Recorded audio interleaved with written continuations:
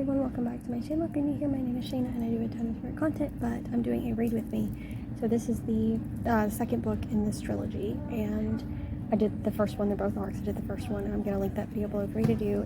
This is my review video for my arc.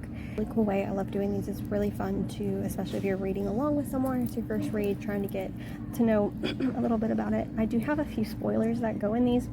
Not very much, but a few. Arc is Through the Dust by PALMER. Again, this is the second book in this series. It's in the Black Springs Ranch series. I'm very excited to see Lennox and Bishop's story. I love them. We got a little taste of them in Between the Pines, and they are, I cannot wait. Like, they are super spicy, and I cannot wait to see where their relationship goes. It's very Grumpy Sunshine age gap, and I just love Lennox's personality. So I know this is a weird setup. I'm in the airport because I'm about to head out from my hometown to Texas for work. Decided, well, I have 2.5 hours on a plane. I might as well read. So here we go. Legit, the first sentence in this book is, "Fuck the leather, fuck the lace, cheers to the ones who sit on our face," which is hilarious because she said that a lot in the first book, which is pretty funny, and it's having this book off to a great start. Great start. Perfect catch.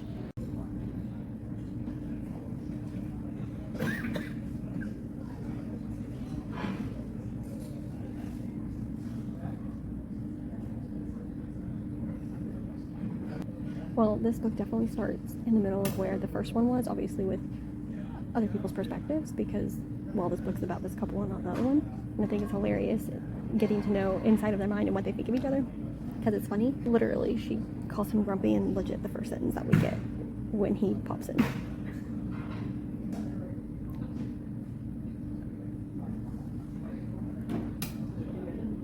He made it too easy to mess with him. Sometimes my conscience would pop in and say, "Hey girl, maybe we should take it easy on him," but then he'd say something stupid and I throw her advice right out the window. She's hilarious. There we go.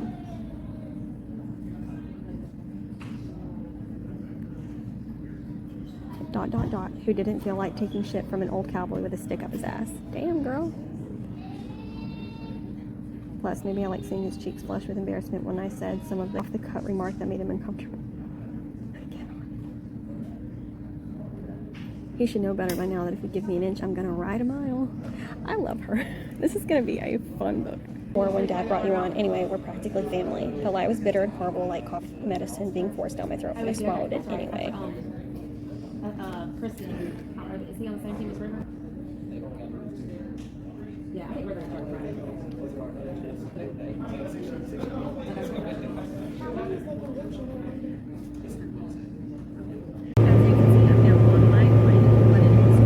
So loud. I don't know if you can hear me.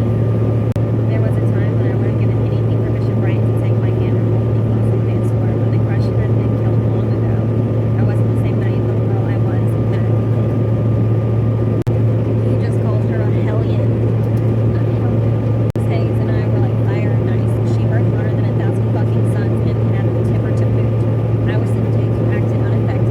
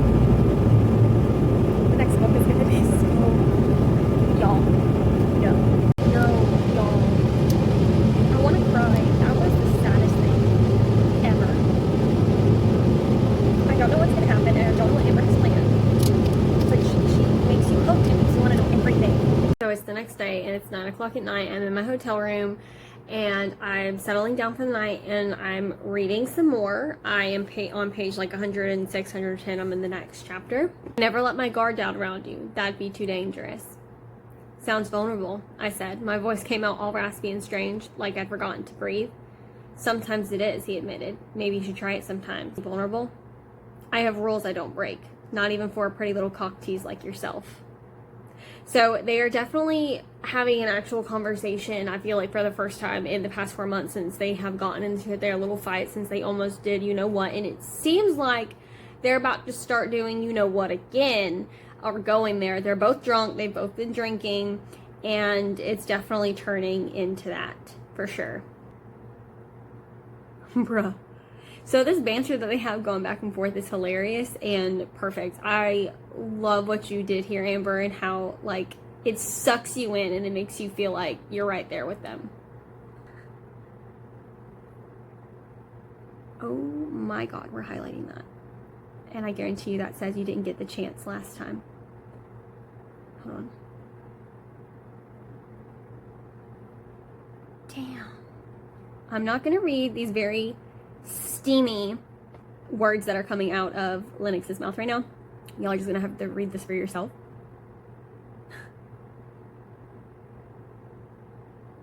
You think this is going to work? That you're going to get me to give in and break all the rules for you? You must not know me well enough. My control is unwavering. It doesn't look like you're the one in control anymore. Let's just say that she took a glimpse of something that blood is rushing to, if you catch my drift. I get it. I get it now.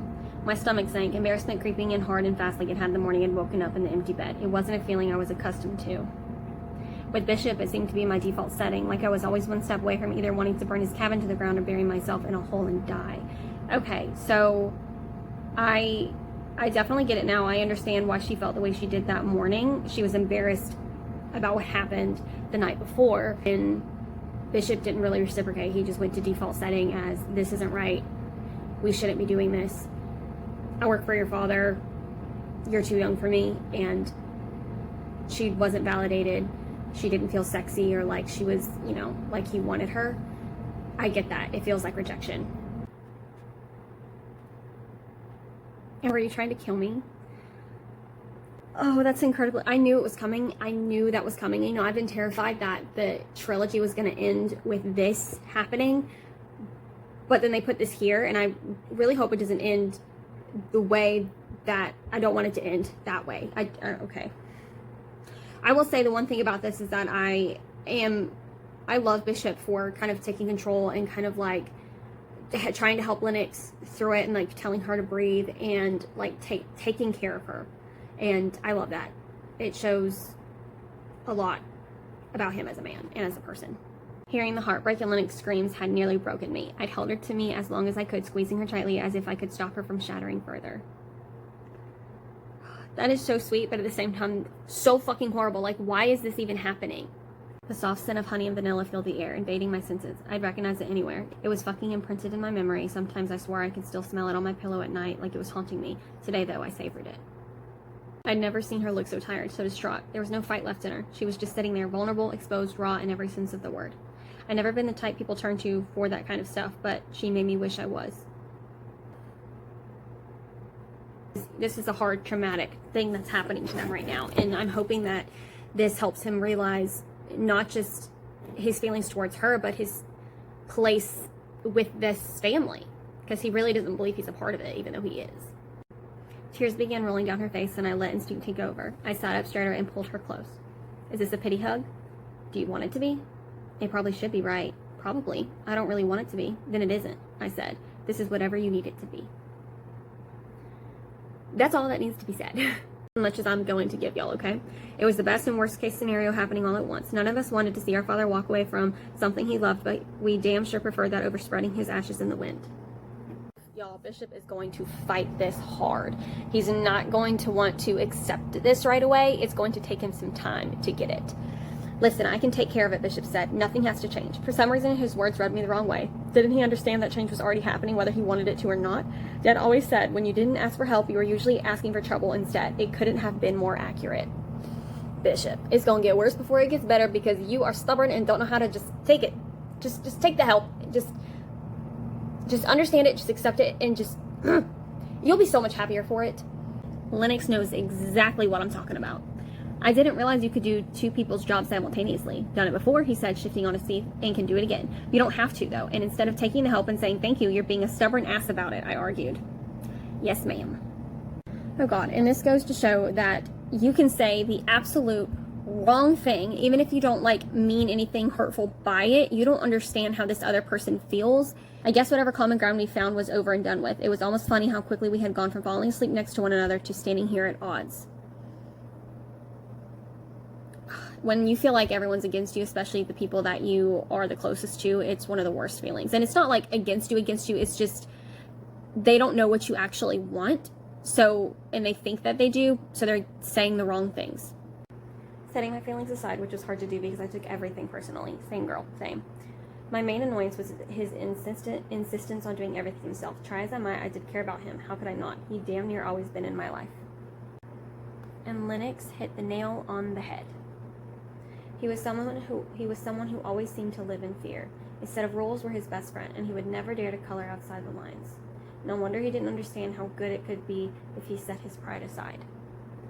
It's definitely because of his past and what happened to him as a teenager, and just never feeling safe, never feeling he had a home, and no matter how many times he's invited into, this family, it's just he can't accept it, and I'm hoping that Lennox can get him there. Things are definitely coming to a head in this argument, and I am very excited to see how it ends. Catch my drift, whether it's verbally or physically or what have it. It was some soul deep thing I didn't want to acknowledge, an unrequited crush from years ago.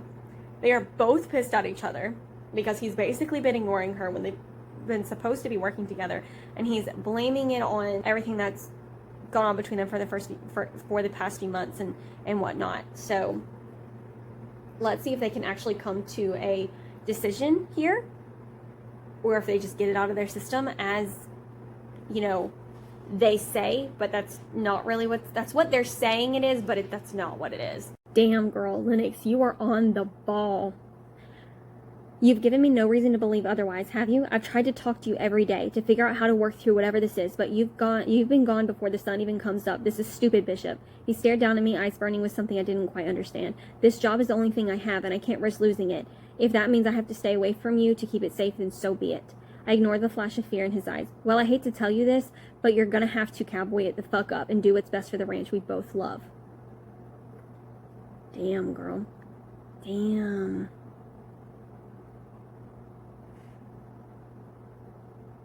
You know how you only can see what's going on with you, like sometimes you're blind to how another person feels or that person's perspective, and you only have yours.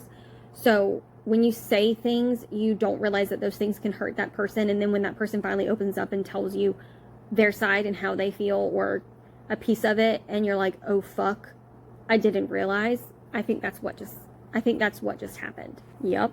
Guilt had gnawed at my conscience since I watched her ride away, leaving me standing in my yard wondering what the fuck had just happened. I didn't realize how much her anger would eat me up. There was true hurt behind both of our words. We both ached for something we couldn't have, but I was terrified to risk what I already had. This job was a sure thing, and before I complicated things with Lennox, I hadn't ever had to worry about it before. She didn't understand that, and I didn't hold it against her. I was grateful she never had to make that choice. Oh my God, you guys. See? They both have the same feelings, but this, like, when you don't fucking communicate. I watched the way sarcastic banter we had turn to something full of anger and pain. We were alike in so many ways, both of us building up our walls and using words as a weapon to keep others away. She proved time and again that hers were sharper than I'd ever imagined.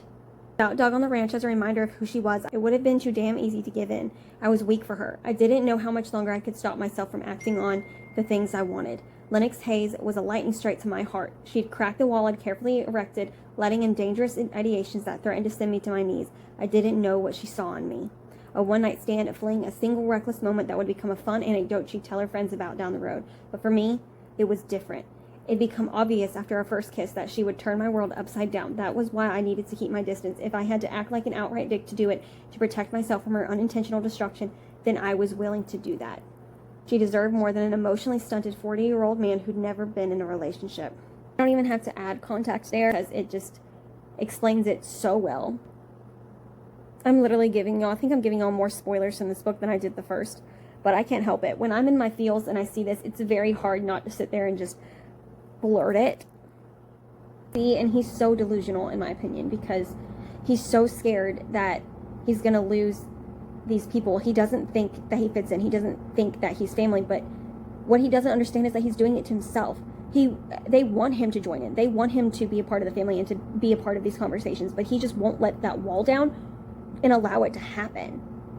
He thinks that he's going to lose it if something happens, but that's not the case at all. And I get it.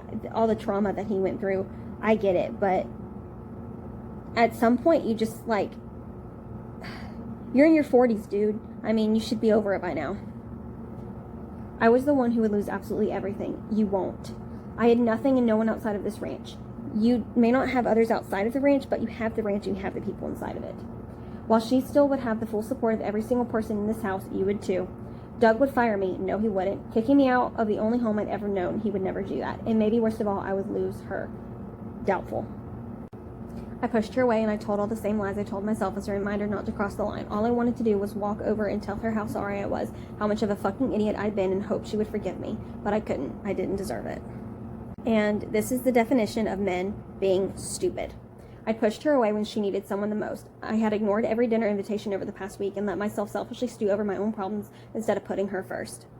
Men, this isn't just a fake fictional thing that's in books, okay? This happens in real life with men because they don't fucking think.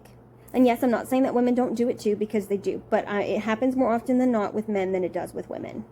She was all I could think about. The softness of her parted lips, the memory of her lust-filled eyes staring up at me, the scent of her sweet perfume clinging to her skin. I wanted to throw our dinner on the floor, grab her waist, and drown in the taste of her. I wanted to make up for the last 4 months, to punish her and punish myself, and most importantly, I wanted to give in. Maybe Lennox Hayes had well and truly fucking destroyed me. You know, look at this beautiful view that I'm reading in front of. I am at the Suspension Bridge in downtown Waco. There's 2 bridges. This is my reading spot for the evening. It's gotten dark. I've been here for about 20 minutes. I just wanted to show you guys where I was, because new scenery and it's so pretty, and it's hot. I was using my fan because I walked with bridges, but I'm cooled down now and the sun's basically going on, so it's not that hot anymore. I was damn glad I remembered before I did something foolish like kiss her little sister until I forgot in my own room. This was the cutest little chapter ever. I loved it, and I love that we're seeing Lennox and Bishop's relationship bloom more. They're definitely not arguing as much. They're not yelling at each other. They're not fighting. They're not bickering. They don't have that banter relationship that they did in the beginning of the book or the book previously, or that awkward angriness that they felt too as well, because Bishop is giving and he's giving a little because he feels bad and regretful of certain things, so he's trying, and he's also trying not to give in his desire for her and his want for her, and it's very difficult. I love that chapter. It was super sweet, and I love that their relationship is changing and maturing, and Bishop is finally like getting a taste of what could be there if they took that next step, even though they are both still scared of what might happen. I didn't know what to do with the softer side, especially not toward me. Bishop was compassionate and hardworking and dedicated, but he was also gruff and brash and had zero patience. It seemed only in the quiet moments that he let the other side slip out and show itself, like right now in a silent barn filled with sleeping horses and no one around but us. That is so sweet. Guys, I absolutely love Lennox. She is the most hilarious woman ever. Your smartass comments have repercussions now, killer. Better watch it if you want to be able to sit down tomorrow. If it hurts, will you kiss it better? Oh my god, that's like perfect. That was perfect. Just read one of the most perfect and kind of authentic conversational sexy scenes, okay? And I'm gonna read this right here and I'm gonna leave it at that. Lennox Hayes had me in the palm of her fucking hand and she didn't even know it.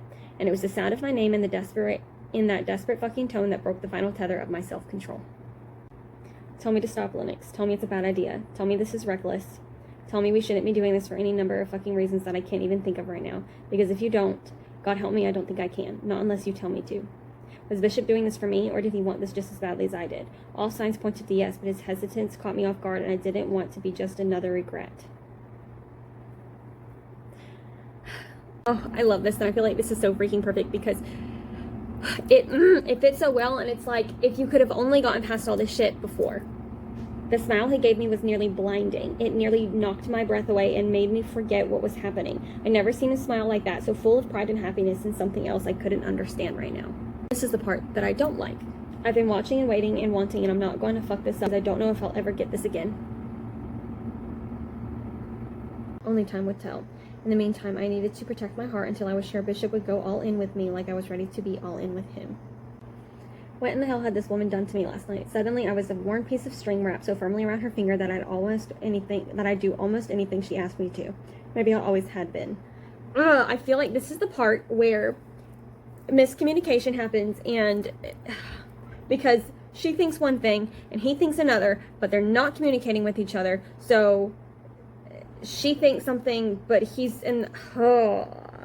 I feel like that's that may happen, but I have no idea. But that is like typical in these situations. He's admitting there's an issue. The two could easily exist together, but I had a mental block I couldn't get past. At least he knows there is something going on in his head that will not let him accept what he wants. Yep, there definitely was two different mindsets, because he didn't fucking think about her perspective and how she would feel and what she would think when she woke up the next morning. But the thing that is different about this book and about this couple, and what I love, is Lennox herself, because Lennox is not someone that's just going to take the bullshit. She's just not going to let things fester and just stay silent and let this fester in her mind and in her soul and thoughts and body. She's going to face it and she's going to confront it, and that's exactly what she did. That's exactly what she did. So it was easily squashed. It wasn't lingering for another 4 fucking months. It was worked out in that moment because she communicated and she wouldn't allow it to just sit there in silence. Even though it was hot, angry yelling, it definitely got the point across. Remind me of the first night we'd kissed after the bar, how desperate and eager we were for one another, but where there'd once been confusion and only felt clarity, and that clarity was Lennox Hayes. So now I understand why it was so bad and why she was so angry that morning after nothing happened 4 months ago. Because the shit that he said to her was fucking fucked up. Don't get me wrong, it's not like he said some fucked up shit that's like unforgivable, but it's like stupid male shit that you just don't say to women, that you just don't say, especially after that situation. He was not being considerate, he was not being kind, not being sensitive. He just no. It was terrifying to realize how comfortable I was with him, not just with my body, but with my heart. And if I was going to give it to someone, why couldn't it be him? For the first time, I felt safe enough to truly let myself rest. That was Bishop. And I find that so sweet, because it's literally saying that he found his person. Was it a bit reckless to push Bishop and force him to socialize? Maybe. Was I going to pay for it later tonight? Without a doubt. Would I regret it? Absolutely the fuck not. If there was one thing I knew about the grumpy asshole walking my way, it was that he never backed down from a challenge. And I love this because they are so perfect, because he doesn't socialize. He doesn't feel like he has a family or friends. He doesn't feel like he fits in. Like, he just feels like he's there to work, and that he was given this opportunity and he doesn't ever want to squander it or lose it. So he's terrified to do anything that'll change that. He's so stuck in his ways. But Lennox is helping him come out of his shell and is basically forcing him to open up and to gain that family and gain that friendship that he deserves and that he deep down wants but never let himself have. If I had any chance of making this work, of maybe understanding why I was the way I was a little bit better, I had to share that part of me. I love that. I love that he's opening up. He mentioned that he'd only opened up to one person before, and it was very brief and not detailed, and he's realizing now that to not lose what he has, Lennox, and this relationship in this future, he needs to open up and he needs to better himself and to help himself push through all these walls that he's built so he can have that relationship that he desperately wants. And I love that he's realizing that, and he's willing to do that for Lennox. She put on this front for the world, making those who knew her on a superficial level believe she was this reckless wild child, but that couldn't be farther from the truth. I was beginning to realize that Lennox loved fiercely far more than anyone else I knew. There wasn't anything she wouldn't do for those in her inner circle. I wanted the things I never had: stability, comfort, peace of mind, love, and, God willing, a family to call my own. What you don't understand, Bishop, is that you've had that all along. You just refuse to see it and refuse to accept it. And I know you're scared because you don't ever want to lose it, but you can't live in that fear. And I'm really thinking that he is starting to realize that. When he talked about wanting a family earlier, a place to call his own, I wanted to shake him and tell him to look around. The word mine echoed in my head with each steady beat of my heart. For the first time, it didn't scare me. It didn't make me want to run for the hills and never look back. If anything, I wanted to shout it from the rooftops for everyone to hear. I wanted to claim him, to give him the comfort he was desperately searching for. I just hoped he felt the same, because I wasn't sure how to return to a world where I didn't love Bishop Bryant. Lennox Hayes was mine, and I wanted to make sure she stayed that way. All I knew was that I loved her, and I didn't want to go another day without her knowing. I'd wasted too much time already with my back and forth bullshit. At least I'd laid myself on the line. Now it was her turn to decide what she wanted. Kissing Lennox Hayes for the first time had been life-altering. It made me want things I'd only dreamed about. It'd given me hope for a future, a better one where I could move away from my past and do something for myself. She was the opposite of me in so many ways, and the embodiment of everything I wanted to be. I'd never met anyone with a wilder spirit or a harder worker. Her stubborn streak rivaled my own, but it was never out of selfishness. At the end of the day, she knew how good she had it, and even if it took her a minute to realize it sometimes. She knew what she wanted. If she didn't, then she faked it until she made it. I could do that, worry less about others' thoughts, and take what I wanted. And what I want is her. Yo, I'm not going to read anything out loud right now, but I just want you to watch my reaction.